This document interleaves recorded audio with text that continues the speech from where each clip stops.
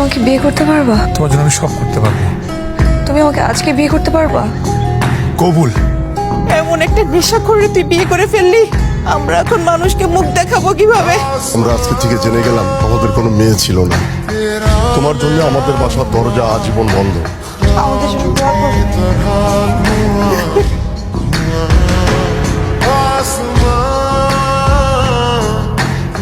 আমি জানি আমি ভালো ছেলে না, কিন্তু ভালো প্রেমিক হওয়ার চেষ্টা করছি।